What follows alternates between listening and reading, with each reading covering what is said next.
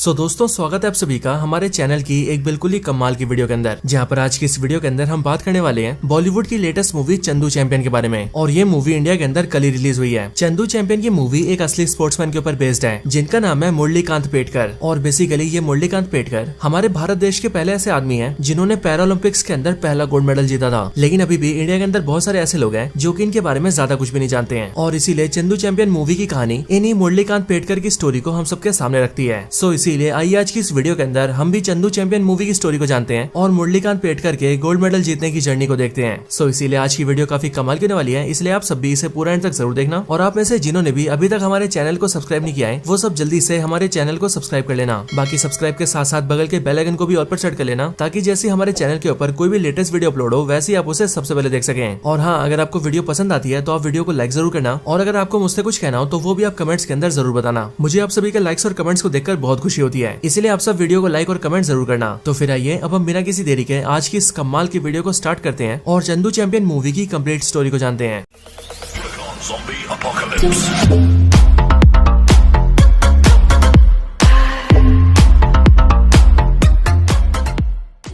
तो इस मूवी की स्टार्टिंग होती है साल 2017 से, जहां पर महाराष्ट्र के संगली जिले के अंदर हम मुरलीकांत पेटकर को देखते हैं। इस टाइम पर मुरलीकांत पेटकर काफी बूढ़े होते हैं और वो सीधा पुलिस स्टेशन में जाते हैं, और वहां पर आकर वो सीधा स्टेशन के इंस्पेक्टर से बात करते हैं और वो उनसे कहते हैं कि उन्हें इंडिया के प्रेसिडेंट के ऊपर केस करना है। लेकिन मुरलीकांत की इस बात को सुनकर इंस्पेक्टर के साथ साथ बाकी थाने के सारे लोग भी शॉक हो जाते हैं, क्योंकि उन सबने पहला ऐसा इंसान देखा होता है जो की सीधा भारत देश के प्रेसिडेंट के ऊपर केस करने आया था। हालांकि उनकी इसी बात को सुनकर पुलिस इंस्पेक्टर मुरलीकांत पेटकर से उनके केस करने का रीजन पूछता है। और वैसे यहाँ पर हम ये भी देखते हैं कि इस पुलिस स्टेशन के अंदर जो इंस्पेक्टर होता है वो होते हैं एक्टर श्रेयस तलपड़े। श्रेयस तलपड़े मुरलीकांत से पूछते हैं कि आखिर वो प्रेसिडेंट के ऊपर क्यों केस करना चाहते हैं, जो सुनकर मुरलीकांत उन्हें बताते हैं कि वो केस इसीलिए करना चाहते हैं क्योंकि प्रेसिडेंट ऑफ इंडिया ने अभी तक उन्हें अर्जुन अवार्ड नहीं दिया है। अब यहाँ पर मैं आप सबको बता दूं कि हमारे इंडिया के अंदर अर्जुन अवार्ड उसको दिया जाता है जो कि गेम्स और स्पोर्ट्स के अंदर बहुत ही अच्छा परफॉर्म करता है, और इसे स्पोर्ट्स के अंदर सेकंड हाईएस्ट अवार्ड माना जाता है। और मुरलीकांत पेटकर जी का ऐसा कहना होता है कि वो भी अर्जुन अवार्ड के हकदार है, लेकिन प्रेसिडेंट ऑफ इंडिया ने यानी कि भारत देश ने उन्हें कभी भी इस अवार्ड को नहीं दिया है। पर ये सुनकर इंस्पेक्टर उनसे पूछता है कि आखिर वो इस उम्र में इस अवार्ड को क्यों लेना चाहते हैं, जिस पर वो उन्हें बताते हैं कि असल में उन्हें वो अवार्ड खुद के लिए नहीं चाहिए, बल्कि वो अवार्ड उन्हें अपने गांव के लिए चाहिए। असल में उन्होंने ये देखा है कि जब भी किसी गांव के स्पोर्ट्समैन को इतना बड़ा अवार्ड मिलता है तो उस स्पोर्ट्समैन और उसके गांव की बात पूरे देश में होती है, और सिर्फ ये नहीं बल्कि उसके पूरे गांव के अंदर विकास भी होता है, यानी कि गांव की सड़कें बन जाती है, वहाँ इलेक्ट्रिसिटी आ जाती है और आम लोगों को रोजगार मिलने लगता है। और अब क्योंकि मुरलीकांत जी का गाँव काफी पिछड़ा हुआ है और वहाँ पर चलने के लिए ढंग की सड़कें तक नहीं है, इसीलिए वो भी ये चाहते हैं कि उन्हें अर्जुन अवार्ड मिले ताकि उससे उनके गाँव का विकास हो। हालांकि ये बात सुनकर इंस्पेक्टर उनसे पूछता है कि आखिर उन्होंने ऐसा क्या किया है जिसके लिए उन्हें अर्जुन अवार्ड दिया जाएगा। लेकिन इस बात को सुनकर ही मुरलीकांत उस इंस्पेक्टर को अपने बहुत सारे मेडल्स दिखाता है, और ये सारे मेडल्स और अवार्ड उन्हें अपनी लाइफ टाइम के अंदर मिले होते हैं। ये देखकर इंस्पेक्टर यानी कि श्रेयस तलपड़े मुरलीकांत की स्टोरी में इंटरेस्ट लेने लगता है, और वो मुरलीकांत से कहता है कि वो उनकी कहानी के बारे में जानना चाहता है। जिसके बाद ही मुरलीकांत इंस्पेक्टर और बाकी सबको अपनी स्टोरी सुनाना स्टार्ट करते हैं। अब मुरलीकांत पेटकर की स्टोरी सीधा फ्लैशबैक में आती है और कहानी की शुरुआत होती है सीधा साल 1952 से। साल 1952 के अंदर हम ये देखते हैं कि मुरलीकांत अपनी छोटी सी फैमिली के साथ महाराष्ट्र के गाँव में रहा करता था, और वहाँ पर ही वो और उसका बड़ा भाई दोनों पढ़ाई किया करते थे। इस टाइम पर मुरलीकांत काफी छोटा होता है और उसकी उम्र सिर्फ 7-8 साल होती है। लेकिन इस टाइम पर ही वो और उसका बड़ा भाई जिसका नाम जगन्नाथ होता है, वो दोनों अपने गांव के एक ऐसे लड़के को देख लेते हैं जिस लड़के ने अभी हाल ही में किसी बड़े स्पोर्ट्स के अंदर एक गोल्ड मेडल जीता होता है। लेकिन मुरलीकांत ये देखता है कि जब वो स्पोर्ट्स में गोल्ड मेडल जीत कर आया है तब पूरा गाँव उससे बहुत प्यार कर रहा है, और अब सब लोग उसकी रिस्पेक्ट करते हैं और गाँव का हर एक आदमी उससे मिलना और उससे हाथ मिलाना चाहता है। मुरलीकांत जब ये सब देखता है तब वो ये समझ जाता है कि अगर वो भी गोल्ड मेडल जीतेगा तो फिर उसके गाँव के सब लोग भी उससे प्यार करेंगे और उसे बहुत इज्जत देंगे। और फिर इसके लिए मुरलीकांत इन चीजों का पता लगाता है कि पूरी दुनिया का सबसे बड़ा स्पोर्ट्स टूर्नामेंट कौन सा होता है, जिसके बाद उसे पता लगता है कि पूरी दुनिया का सबसे बड़ा स्पोर्ट्स टूर्नामेंट ओलंपिक्स होते हैं, और ओलंपिक्स के अंदर गोल्ड मेडल जीतना सबसे बड़ी बात होती है। और फिर इसीलिए इस बात को जानते ही मुरलीकांत अपनी लाइफ के अंदर ये एम बनाता है कि वो बड़ा होकर एक चैंपियन बनेगा और ओलंपिक्स के अंदर एक गोल्ड मेडल जीतेगा। हालांकि मुरलीकांत इतना छोटा होता है कि उसे ये तक नहीं पता होता है कि उसे गोल्ड मेडल किस फील्ड में जीतना है, लेकिन तभी वो मन में ये जरूर ठान लेता है कि उसे गोल्ड तो जीत कर ही रहना है। हालांकि इसके बाद ही मुरलीकांत एक दिन अपने स्कूल जाता है, जहाँ पर उसकी क्लास के अंदर उसके टीचर सारे बच्चों से पूछते हैं कि कौन सा बच्चा बड़ा होकर क्या बनना चाहता है। इस टाइम पर ही मुरलीकांत की क्लास के सारे बच्चे अलग अलग फील्ड्स बताते हैं, जैसे कि कोई बोलता है कि वो डॉक्टर बनना चाहता है, कोई बोलता है कि वो इंजीनियर बनना चाहता है, कोई बोलता है कि वो टीचर बनना चाहता है, और कोई बोलता है कि वो सोल्जर बनना चाहता है। लेकिन जब यहाँ पर मुरलीकांत से पूछा जाता है कि वो क्या बनना चाहता है, तब वो अपने टीचर को बताता है कि वो बड़ा होकर एक चैंपियन बनना चाहता है और वो ओलंपिक्स में गोल्ड मेडल को जीतना चाहता है। लेकिन यहाँ पर हम ये देखते हैं कि जैसे मुरलीकांत इस बात को बोलता है वैसे उसकी क्लास के सारे बच्चे उस पर हंसने लगते हैं और वो सब उसे चंदू चंदू नाम से चिढ़ाने लगते हैं, और वो सब उससे कहते हैं कि वो चंदू चैंपियन है जो कि कुछ भी नहीं जीत सकता है। लेकिन इन सब की बात को सुनकर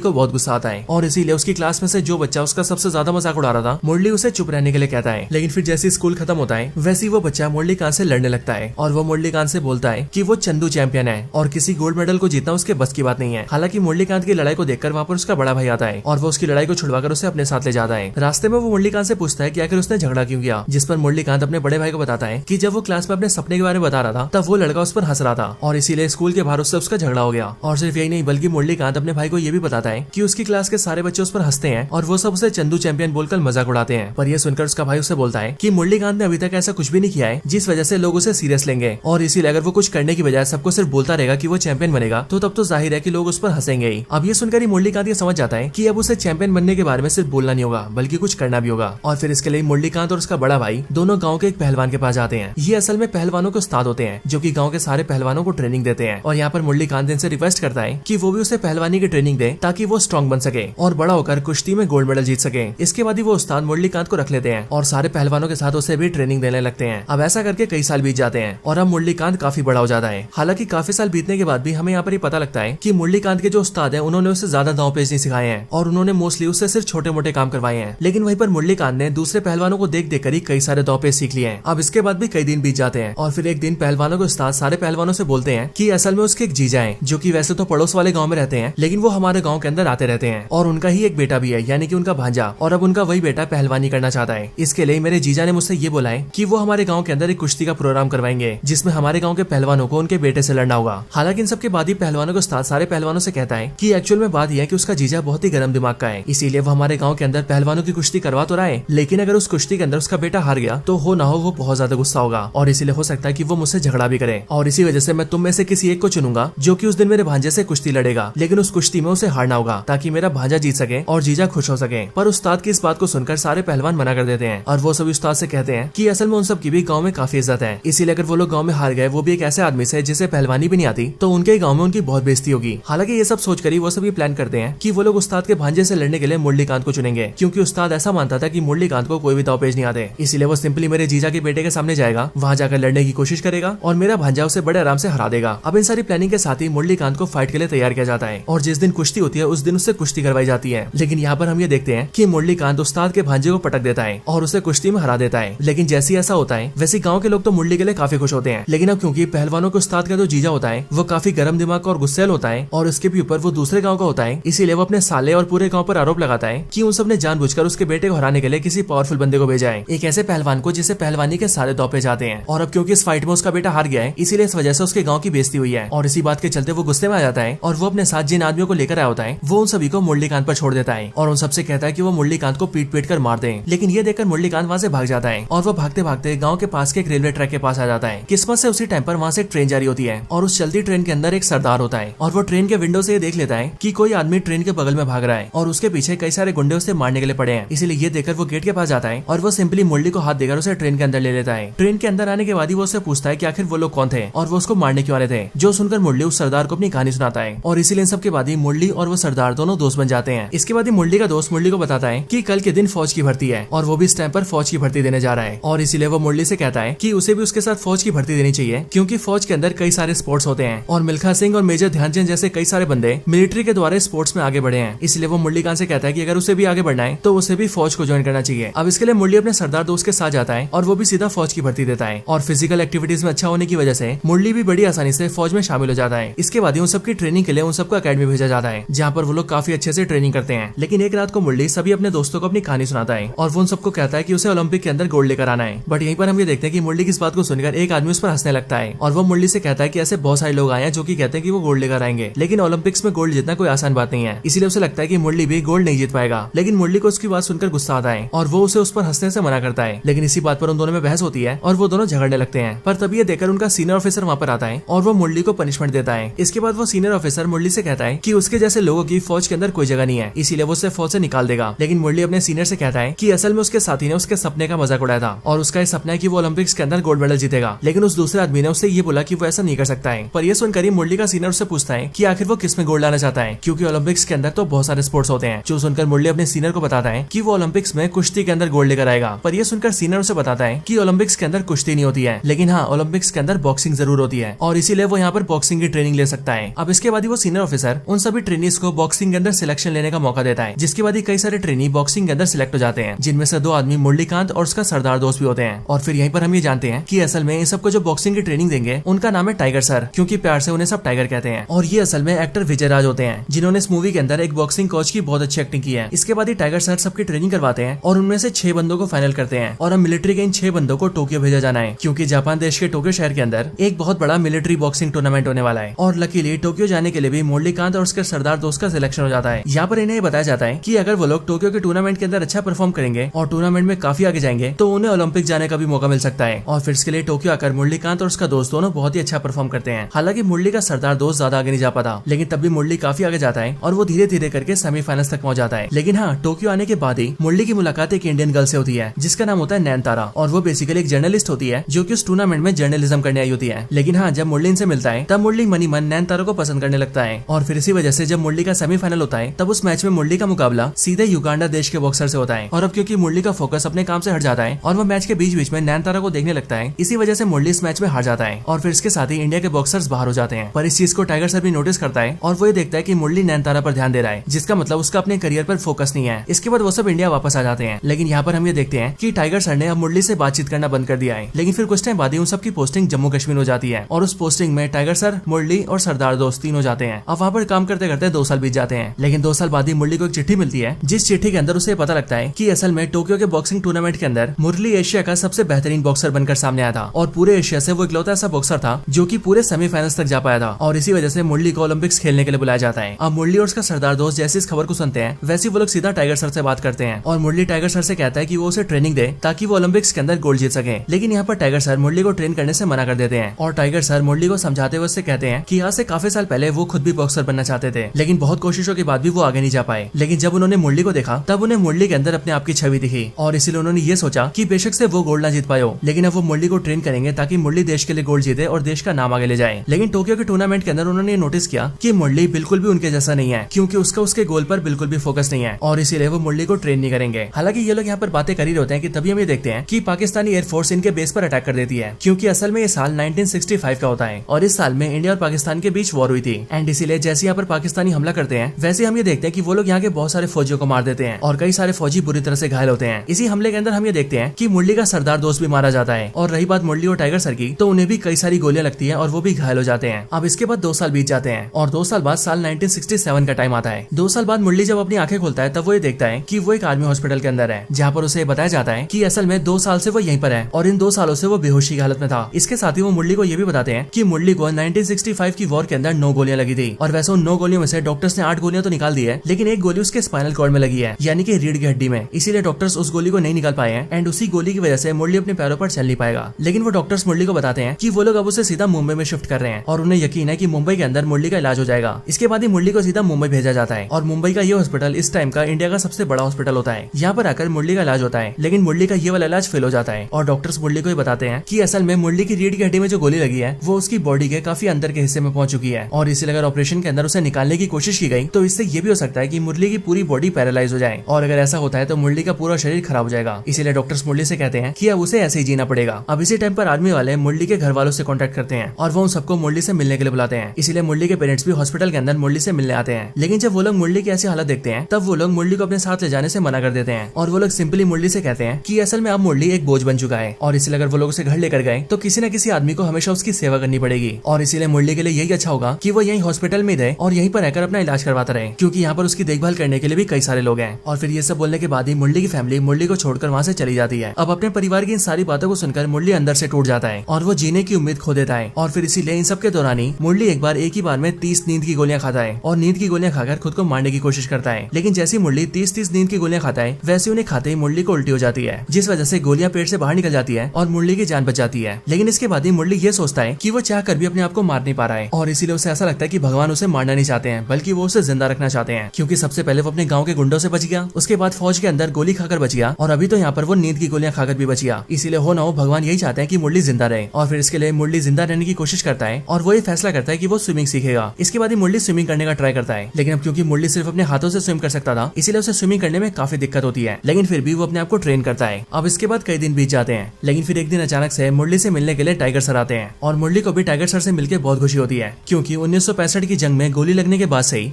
मुरली ने टाइगर सर को कभी नहीं देखा था। यहाँ ये दोनों आपस में मिलकर काफी खुश होते हैं और यहाँ पर टाइगर सर मुरली से कहते हैं कि मुरली ने आज से कुछ साल पहले उससे ये कहा था कि टाइगर सर उसे ट्रेनिंग दे और इसीलिए आज यहाँ पर टाइगर सर उसे ये बोलने आए हैं कि वो मुरली को ट्रेनिंग देने के लिए राजी हैं। पर ये सुनकर मुरली उनसे कहता है कि अब वो ओलंपिक्स के अंदर नहीं जा सकता है क्योंकि अब उसकी टांगे काम नहीं करती हैं। पर ये सुनकर ही टाइगर सर मुरली को मोटिवेट करते हैं और वो मुरली से कहते हैं कि बेशक से वो ओलंपिक्स में नहीं जा सकता है, लेकिन ओलंपिक्स के अलावा एक और ऐसा टूर्नामेंट होता है जो कि बिल्कुल ही ओलंपिक्स जैसा होता है और उसे पैरा ओलंपिक्स कहते हैं। और वहाँ पर बेसिकली वही सारे स्पोर्ट्समैन आते हैं जिनके अंदर कोई ना कोई फिजिकल डिसेबिलिटी होती है और इसीलिए अगर मुरली चाहे तो वो पैरा ओलंपिक के अंदर खेल सकता है और वहाँ पर गोल्ड मेडल भी जीत सकता है। ये सुनकर मुरली भी एग्री कर लेता है, जिसके बाद ही टाइगर सर मुरली की ट्रेनिंग करवाते हैं और फिर मुरली भी ट्रेनिंग कर करके खुद को बहुत ज्यादा इंप्रूव कर लेता है और बेसिकली वो स्विमिंग का मास्टर बन जाता है। इसके बाद ही वो दिन आ जाता है जिस दिन मुरली इंडिया की तरफ से पैरा ओलंपिक्स के अंदर सिलेक्ट हो जाता है और फिर मुरली को पैरा ओलंपिक्स के लिए सीधा जर्मनी भेजा जाता है। लेकिन मुरली और टाइगर सर जैसे ही जर्मनी के म्यूनिख शहर आते हैं, वहाँ पर आते ही वो लोग ये देखते हैं कि उनके वहाँ आने के एक दिन बाद ही वहाँ पर टेररिस्ट अटैक हो गया है और इसीलिए टेररिस्ट अटैक की वजह से जर्मनी देश वाले पैरा ओलंपिक को पोस्टपोन कर देते हैं और पैरा ओलंपिक्स को पूरे 1 साल के लिए डिले किया जाता है। लेकिन मुरली तब भी हार नहीं मानता और वो 1 साल के खत्म होते ही फिर से पैरा ओलंपिक्स के अंदर जाता है। इसके बाद ही मुरली सीधा पैरा ओलंपिक्स के स्विमिंग टूर्नामेंट में आता है और वहाँ पर मुरली का कंपटीशन उसके जैसे कई सारे स्पोर्ट्समैन से होता है। लेकिन यहाँ पर मुरली काफी अच्छा परफॉर्म करता है और वो मैचेस को जीतते जीतते सीधा फाइनल्स में आ जाता है और फिर हम ये देखते हैं कि फाइनल्स के अंदर भी मुरली जीत जाता है और फिर वो पहला ऐसा इंडियन बनता है जो कि पैरा ओलंपिक्स के अंदर गोल्ड मेडल जीता है। और फिर इसीलिए यहाँ पर हम ये भी देखते हैं कि यहाँ पर मुरली कांत ने हिस्ट्री क्रिएट कर दी होती है। हालांकि इसके बाद ही हम फिर से पुलिस स्टेशन में आते हैं जहाँ पर हमें पता लगता है कि मुरली कांत की स्टोरी एंड हो चुकी है। हालांकि इसके बाद ही पुलिस इंस्पेक्टर को वहाँ से कोर्ट जाना होता है और इसीलिए वो जल्दी से वहाँ से चला जाता है, जिस वजह से मुरली कांत को भी पुलिस स्टेशन से खाली आ जाना पड़ता है। लेकिन जब पुलिस इंस्पेक्टर वापस पुलिस थाने में आता है तब वो मुरली कांत और उसकी कहानी के बारे में काफी सोचता है और फिर इसीलिए वो ये प्लान करता है कि वो मुरली कांत की कहानी को आगे लेकर जाएगा। इसके लिए मुरली कांत एक जर्नलिस्ट से बात करता है और वो उन्हें मुरली कांत के बारे में सब कुछ बताता है, जिसके बाद वो जर्नलिस्ट मुरली कांत के बारे में पता करती है और इन्वेस्टिगेट करके उसे भी ये पता लगता है कि मुरली कांत की ये सारी कहानी बिल्कुल सच है। बट वो भी ये जानकर शॉक होती है कि ऐसे महान आदमी के बारे में देश के बहुत ही कम लोगों को पता है और सिर्फ यही नहीं बल्कि भारत देश ने भी ऐसे महान खिलाड़ी को कभी कोई सम्मान नहीं दिया है। और फिर इसके लिए वो जर्नलिस्ट ये तय करती है कि वो मुरली कांत के बारे में आर्टिकल छापेगी और पूरे देश को बताएगी और फिर अगली पल वो ऐसा करती भी है, जिसके बाद ही हम ये देखते हैं कि अब मुरली कांत की कहानी न्यूज चैनल से लेकर अखबारों तक सब जगह पहुंच जाती है और अब पूरा देश मुरली कांत के बारे में जानता है। और फिर इसीलिए इसके कुछ दिन बाद ही हम ये देखते हैं कि मुरली कांत से मिलने के लिए सीधा होम मिनिस्टर से एडिशनल सेक्रेटरी आते हैं और वो सबसे पहले मुरली कांत को कांग्रेचुलेट करते हैं। लेकिन फिर इसके बाद ही वो मुरली कांत को बताते हैं कि असल में वो लोग मुरली कांत को अर्जुन अवार्ड नहीं दे सकते हैं और इसीलिए ये बात सुनकर मुरली कांत थोड़े निराश होते हैं। लेकिन फिर अगले पल वो मुरली कांत को बताते हैं कि असल में उन्हें अर्जुन अवार्ड नहीं बल्कि पद्मश्री दिया जा रहा है। और मैं आपको बता दूं कि पद्मश्री पूरे भारत के अंदर सिविलियंस का सबसे बड़ा अवार्ड होता है, जिसे खुद हमारे देश के प्रेसिडेंट देते हैं। अब मुरली कांत जैसे इस बात को सुनते हैं वैसे वो काफी खुश होते हैं और फिर इसीलिए कुछ दिन बाद ही वो राष्ट्रपति भवन आते हैं जहाँ पर उन्हें पद्मश्री देकर सम्मानित किया जाता है। और फिर जब ऐसा होता है तब हम ये देखते हैं कि न सिर्फ पूरे देश के लोग बल्कि मुरली के गाँव वाले भी उससे बहुत प्यार करने लगते हैं। और इसीलिए जब पद्मश्री को जीतकर मुरली कांत अपने गाँव जाता है तो पूरा गाँव उसका सम्मान करते हुए उसका वैसे ही स्वागत करता है जैसा स्वागत होते हुए उसने अपने बचपन में देखा था और उसने इसी चीज का सपना भी देखा था। और फिर इसीलिए ये लम्हा मुरली कांत की जिंदगी का सबसे बेहतरीन लम्हा बन जाता है और फिर इसके साथ ही ये पूरी मूवी खत्म हो जाती है।